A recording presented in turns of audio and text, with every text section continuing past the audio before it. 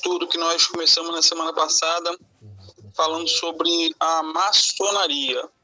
Eu compartilhei no grupo da igreja um vídeo do pastor Martinez. Ele é o diretor do CACP, que é uma organização que trabalha só com seitas e heresias. E ali esse vídeo ele fala algumas coisas bem interessantes. E uma delas foi que, historicamente, segundo alguns, a maçonaria foi criada por 2 pastores presbiterianos, né? A gente não entra no mérito aí da denominação, mas, por incrível que pareça, pastores deram início a uma organização, né, que leva aí o lema de ser uma fraternidade e tem como o lema principal liberdade, igualdade, fraternidade, mas que, a bem da verdade, é algo, como eu já disse semana passada, do diabo. Literalmente macabro. Eu contei algumas histórias, não vou repetir. Agora, para os irmãos terem uma ideia, como se dá a iniciação maçônica. Como que a pessoa se torna? Né? Há um slogan que diz que não é maçom quem quer, e sim quem pode ser. Ou seja, não é a pessoa que eu quero ser maçom, mas quem pode ser. O maçom, ele é, segundo aí a entidade, ele é obrigado por seu caráter a obedecer à lei moral. E se devidamente compreende a arte, não será aí jamais um estúpido ateu, nem um libertino religioso. Ou seja, não pode ser um ateu e nem pode ser um religioso libertino. Olha só, então dentro da maçonaria existem princípios morais, pelo menos teoricamente. Ou seja, um maçom teoricamente não pode ser um beberrão. Um maçom teoricamente não pode ser um adúltero. Um maçom teoricamente não pode ser um ladrão. E um maçom teoricamente não pode ser aí um ateu. Mas quando nós analisamos os fatos, vemos que o que mais acontece é essa junção de maçonaria com tudo quanto é porcaria. Dando continuidade aqui, embora nos tempos antigos, né, os maçons fossem obrigados a pertencer a uma religião dominante ali no país, antigamente era assim. Por exemplo, a religião dominante no país aqui no Brasil é o catolicismo. Então, para poder participar da maçonaria, teria que ser católico. Só que, hoje em dia, se leva em conta muito, independente de qual é a dominação daquele país, a pessoa pode participar, desde que ela tenha uma religião. Como que se dá aí o candidato a maçom? No seu livro aí, O que é a maçonaria, o pastor Tenório Albuquerque, ele diz que a maçonaria só deve admitir em seu seio quem é livre e de bons costumes, quem dispõe de recursos financeiros, olha aí, entra o dinheiro, e tem qualidades morais consideráveis e um grau de instrução que lhe permita compreender, interpretar e um grau de beleza, né, incomparável, e segundo aí a maçonaria, ela apresenta os seus elevados fins humanitários, o seu simbolismo. Então, eles usam uma série de palavreado que encanta, né, aquele que está adentrando a uma entidade como essa. Qual é a proposta de filiação? O candidato em linguagem maçônica, denominado de profano, assina aí uma proposta de filiação à maçonaria. O proponente é o padrinho. Na proposta, o profano, que é o iniciante, olha só, o iniciante já tem como nome um profano. E esse termo profano nunca soa nada bom, né, numa linguagem cristã, uma linguagem, pode-se dizer, religiosa. Algo profano é algo que é abominável, por assim dizer. Só que dentro da maçonaria, o profano é o iniciante. Então, na proposta aí, o profano ele é obrigado a declarar quanto ganha mensalmente Olha só.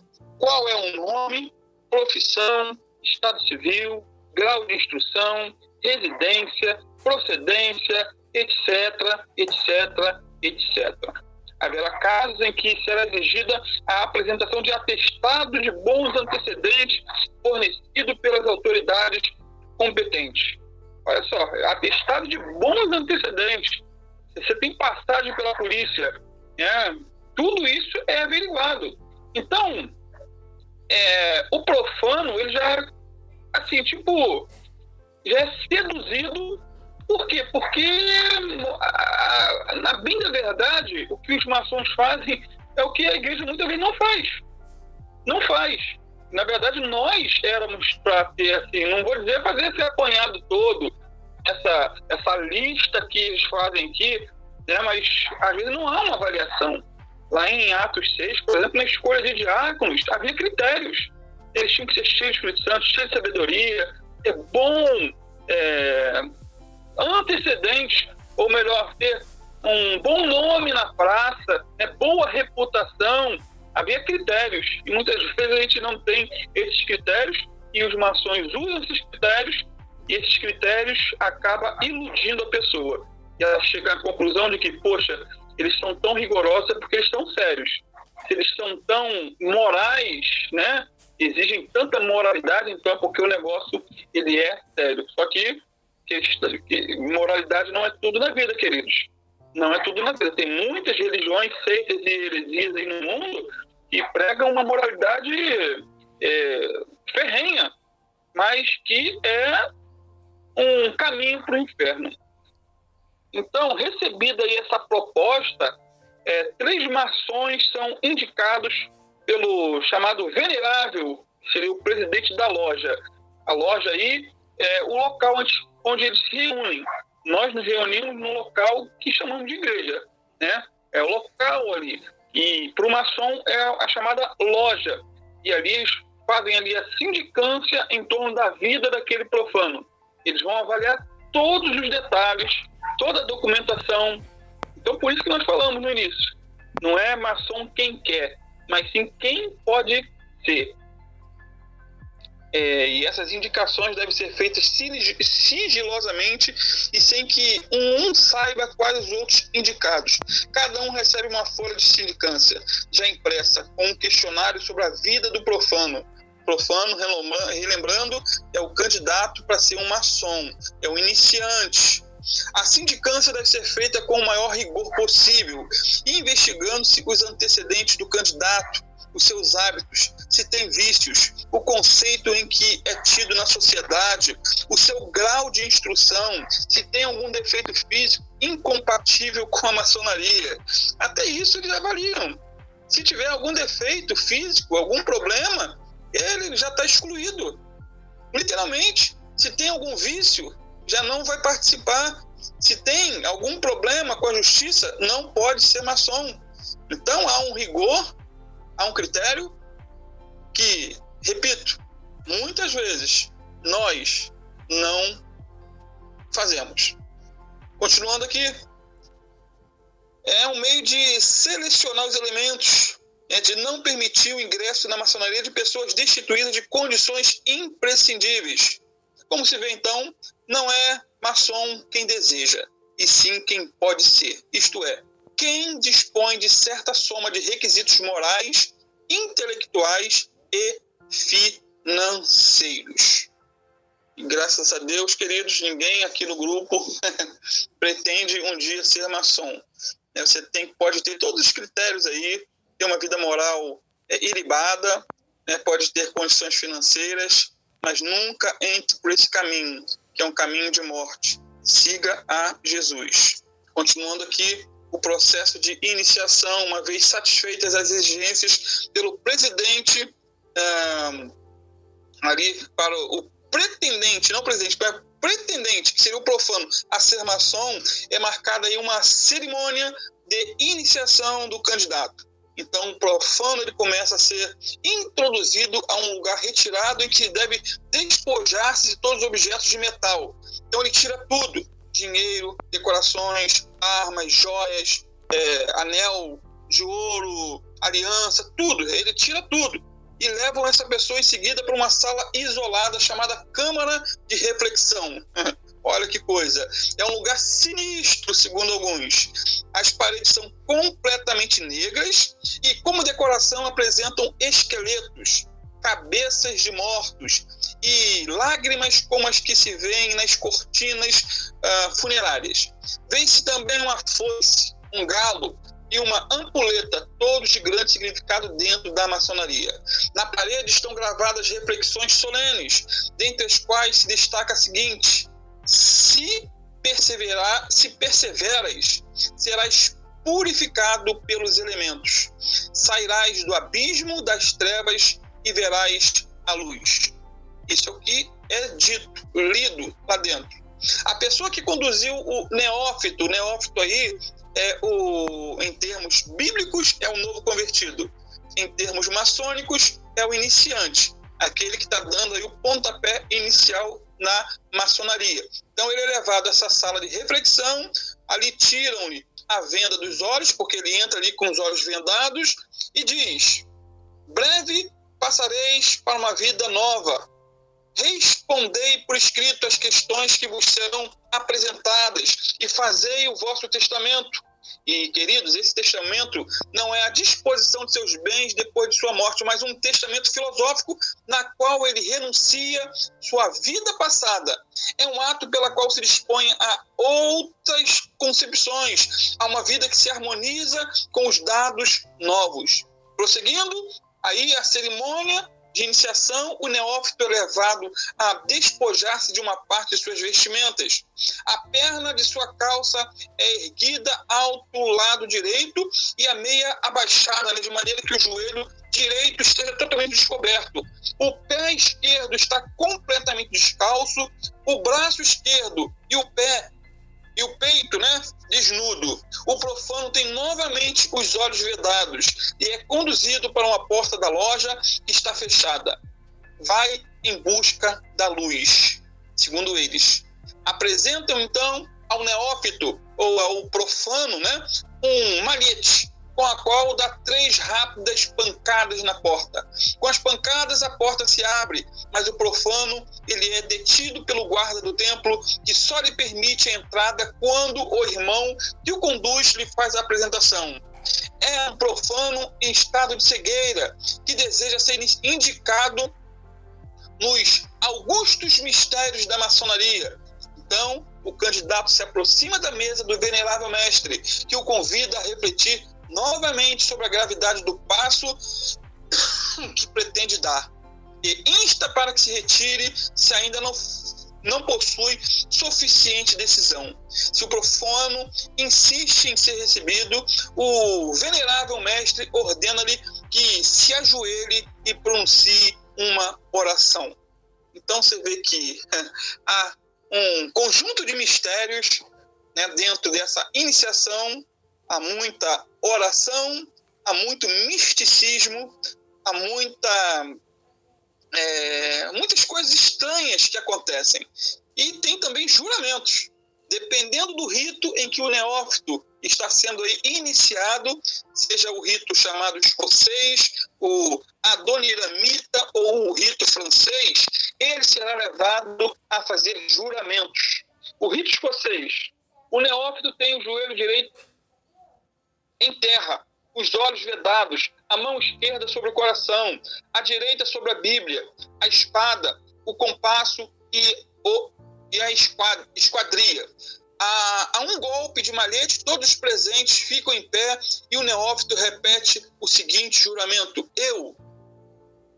Eu juro e prometo de minha livre e espontânea vontade, sem constrangimento ou coação, sob minha honra e segundo os preceitos de minha religião, em presença do Supremo Arquiteto do Universo, que é Deus, e perante essa Assembleia maçônica, solene e sinceramente jamais revelar os mistérios, símbolos ou alegorias que me foram explicados e que me forem confiados senão a um maçom.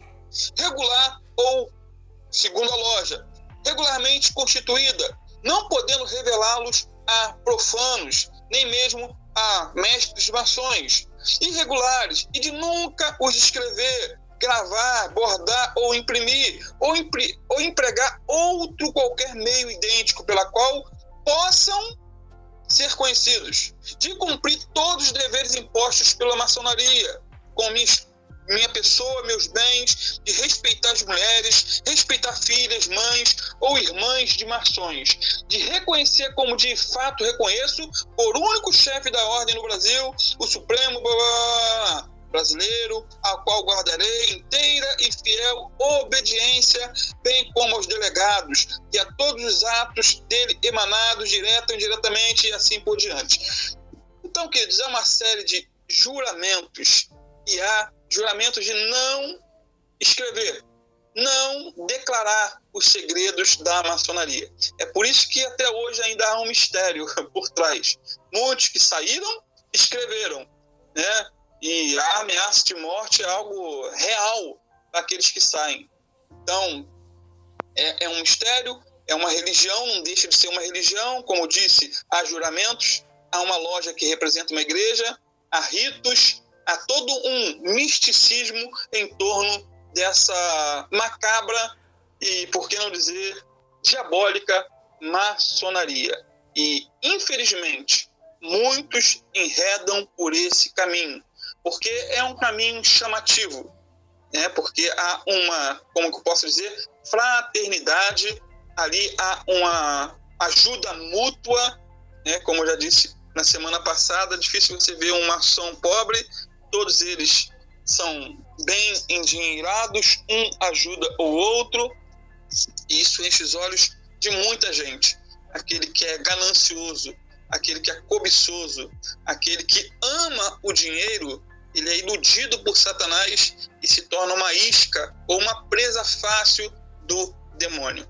Então, queridos, eu não vou mais adiante. Existem vários outros ritos, existem várias outras concepções em relação à maçonaria, e eu quero só finalizar falando sobre maçonaria e religião, né?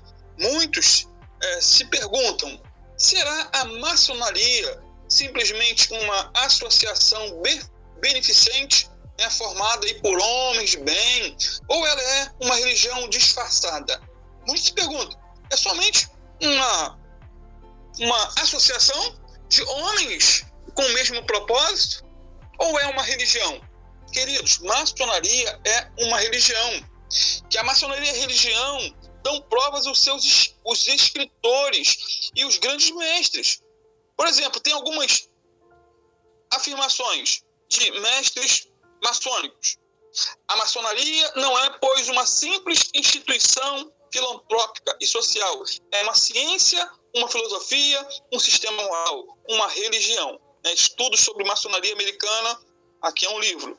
Uma outra afirmação, filha da ciência e mãe da caridade, fossem todas as instituições como tu, ó santa maçonaria, e os povos viveriam numa idade de ouro. Satanás não teria mais o que fazer na terra e Deus teria em cada homem um eleito. Então, está falando aí, são escritos de livros maçônicos. Mais um, a reunião de uma loja maçônica é estritamente religiosa. Os dogmas religiosos da maçonaria são poucos, simples, porém fundamentais. Nenhuma loja pode ser regularmente aberta ou encerrada sem oração. Então, toda loja, ou seja, a igreja do maçom, só começa os seus trabalhos por meio de uma oração. Então, quando se tem oração, não tem. Oração, quando você oferece oração, filho, todo mundo quer. Todo mundo quer. Na rua, posso orar por você? Você vai, de 100, talvez um vai dizer que não quer oração. Então, quando se começa e se termina a oração numa loja maçônica, se concretiza ou se chega à concepção de que ali é uma religião. Não tem como fugir desse fato. Maçonaria e salvação. O escritor maçom L.U. Santos, na sua obra intitulada Literatura Maçônica Contemporânea, edição de 1948, ele escreveu o seguinte: somente a maçonaria é capaz de redimir a humanidade, meus irmãos. Então, somente a maçonaria é capaz de salvar a humanidade, segundo esse escritor maçom. Então, não é Jesus que salva, é a maçonaria. Então, a salvação maçônica, ela fundamenta-se na prática de quê? Boas obras. Tudo aquilo que o homem pode praticar.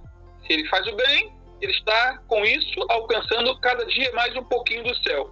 Por isso, a maçonaria estimula os seus adeptos a progredir até atingirem um padrão moral tal que, ao morrerem, estejam em condições de habitar na glória celestial. Então eles pregam um céu, mas um céu conquistado pelo esforço, um céu conquistado pelo suor, um céu conquistado pelas esmolas e ajudas que se dá ao pobre. Só que a Bíblia ela é bem clara ao dizer que é pela graça que nós somos salvos, e isso é por meio da fé. Isso não vem de nós mesmos, é dom de Deus. Não vem das obras, ou seja, a salvação não vem pelo que eu faço. Não vem por o que eu faço, mas salvação é dom de Deus, é presente de Deus. Eu faço porque sou salvo, não para ser salvo. Tá bom, queridos? Semana que vem eu vou estar concluindo esse assunto de maçonaria, falando sobre o crente e a maçonaria. O cristão e a maçonaria. O que tem a ver uma coisa com a outra? Mas, diante de tudo aquilo que já dissemos, que ali há religião, que ali há oração, existem escritos, existe todo um rito, o que um crente está fazendo lá dentro? Ele é iludido. Existe muito crente lá dentro, muito pastor, muito apóstolo, muito bispo, muita gente da alta hierarquia religiosa do Brasil e do mundo, que estão de braços dados com a maçonaria. Como isso é possível? A Bíblia diz que o Deus desse mundo, Satanás, um Deus com letra minúscula, cegou o entendimento dos incrédulos. Existem muitos pastores e crentes incrédulos e, por não estudar sobre seitas e heresias, acabam se infiltrando ou se esmerando ou se filiando a conceitos diabólicos e enganadores. Que Deus tenha misericórdia de nós. Amém, queridos?